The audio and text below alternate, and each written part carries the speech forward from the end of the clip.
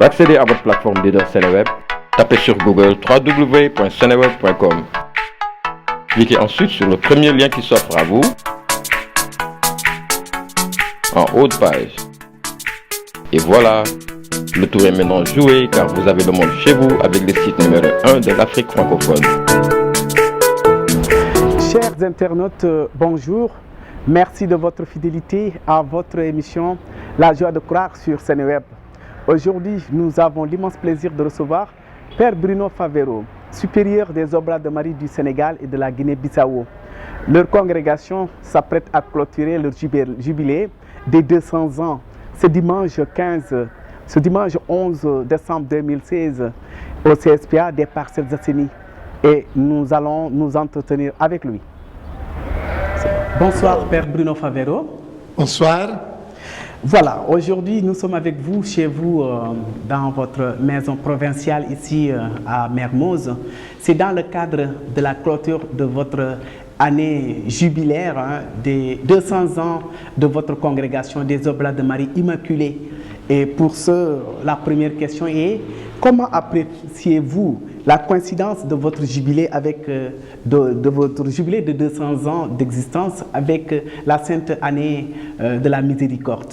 Voilà, cela nous a d'une part surpris et positivement parce que on se sent vraiment impliqué, on s'est senti tout au long de cette année jubilaire, l'année de la miséricorde, on s'est senti impliqué. Car tout juste il y a quelques semaines, le pape François, en nous recevant à Rome pendant une grande assemblée que nous appelons le chapitre, a dit, voilà, vous les Oblats, vous êtes les missionnaires de la miséricorde. Alors on s'est vraiment senti à l'aise, on s'est senti à notre place en cette année. Nous fêtons donc cette année, ces 200 ans de notre congrégation fondée en France, à Aix-en-Provence, en 1816, par Saint Eugène de Mazenot, évêque de Marseille. Et cette année, donc, coïncide avec le deuxième centenaire de la fondation de notre congrégation. Heureuse aussi coïncidence, nous avons célébré en cette même année les 40 ans de notre présence ici au Sénégal. Nous sommes arrivés en 1976, donc voilà, 2016, nous fêtons les 40 ans.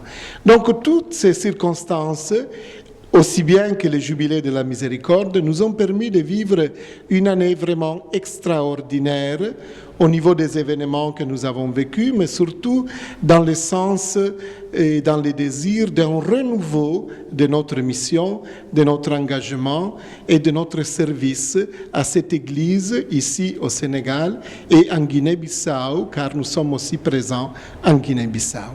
Et si, Père Bruno Favero, vous avez à faire le bilan de cette année jubilée, qu'allez-vous dire? Voilà, le bilan est extrêmement positif, soit parce que nous avons commencé depuis donc, le mois de décembre 2015, d'abord avec une grande tournée au Sénégal et en Guinée-Bissau, avec une relique importante, le cœur de Saint Eugène de Mazenot. Et donc cela nous a permis de rencontrer plusieurs communautés, à commencer par la cathédrale de Dakar et d'autres églises, l'église de Fadiout, d'autres paroisses qui nous sont confiées et qui nous avons fondées ici au Sénégal, en Guinée-Bissau. Donc cette relique du cœur de Saint Eugène a pu rencontrer des milliers de personnes. Et je vous assure, parce que je l'ai vécu personnellement en accompagnant cette initiative, que les gens ont été très émus de rencontrer ce cœur d'un père, Saint Eugène de Mazenot, qui fut vraiment de son vivant un homme extraordinaire, soit comme prêtre d'abord, dans ses jeunes années, soit comme évêque de Marseille depuis 1837 et jusqu'en 1861, année de sa mort. Donc, nous avons vécu encore d'autres initiatives, mais je crois que la chose qui a marqué davantage toutes les personnes avec lesquelles nous sommes rentrés en contact, c'est vraiment la personne de Saint Eugène de Mazenot, notre fondateur, qui effectivement, dans un moment particulier de l'histoire, a décidé de se consacrer totalement à l'annonce de l'Évangile, un moment où la France avait été, disons, ravagée par la Révolution française, la foi avait été presque détruite. Lui, il se remet patiemment de village en village pour aller reconstruire, redonner la foi à ces gens qu'il avait perdu. Donc, c'est ce que nous continuons à faire aujourd'hui dans notre mission ici au Sénégal, en Guinée-Bissau. C'est ce que nous continuons à faire dans nos différents postes ici à Dakar ou dans la petite côte guinéenne, dans les Terre-Neuve à Koungheul, Kumpentum, ou en Casamance à Temento et à Elinkine. Et donc, nous continuons cette initiative de Saint-Eugène de Mazeno, qui est celle de l'évangélisation, et surtout l'évangélisation des plus lointains, des plus abandonnés.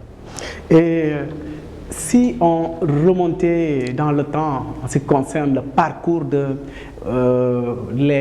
prêtres de votre congrégation des Oblats de Marie, quels sont les faits saillants qui ont marqué tout ce parcours? Voilà, disons que d'abord l'origine de notre délégation du Sénégal.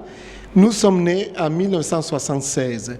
Les premiers groupes de 9 Oblats qui sont arrivés ici ont été tous expulsés du Laos, ces pays de l'Indochine, au moment d'une grave crise, disons, due à l'occupation communiste en 1975.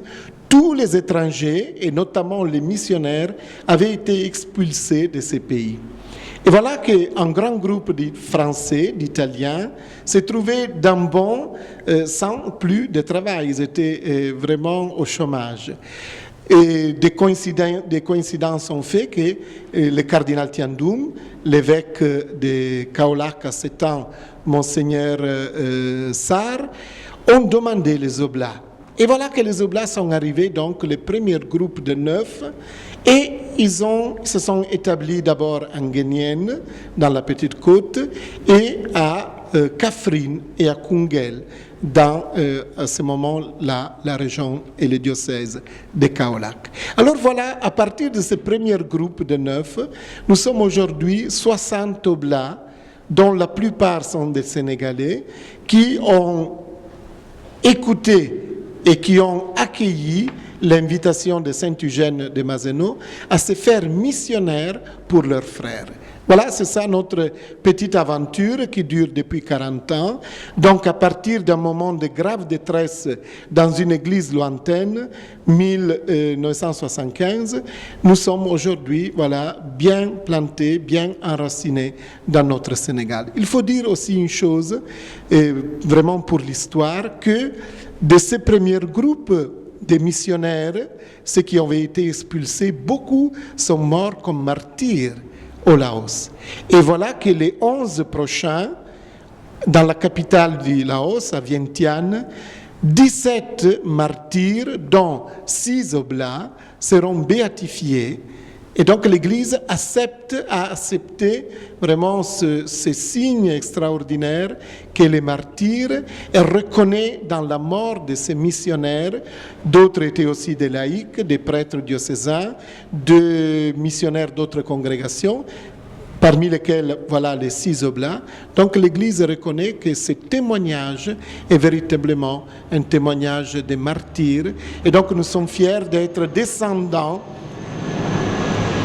de ce groupe de martyrs, et nos premiers pères qui sont arrivés ici les ont connus, ils les ont côtoyés, et nous gardons un souvenir de ces gens qui ont donné la vie pour l'Évangile. Et le grand événement qui se prépare, je veux parler du grand jubilé, c'est-à-dire de la clôture de ce jubilé des 200 ans au CSPA, si je ne me trompe, le dimanche 11 décembre prochain. Et il me semble qu'il y aurait même une ordination d'un prêtre. Voilà. Parlez-nous de ce jubilé et de son programme. Voilà, je vais vous éclairer sur notre programme. Donc, nous prévoyons à partir du 10 et 11 décembre prochain, d'abord une grande rencontre avec la population. Ce sera donc au CSPA, notamment avec les enfants, dans le samedi 10 après-midi. Le soir, avec toute la communauté des Parcelles Assainies, il y aura une grande choralie à l'honneur de l'Immaculée, dont nous portons le nom. Et ça coïncide aussi avec la fête patronale de cette paroisse que nous avons fondée en 1982. Donc, c'est déjà une bonne présence que nous assurons sur les Parcelles Assainies.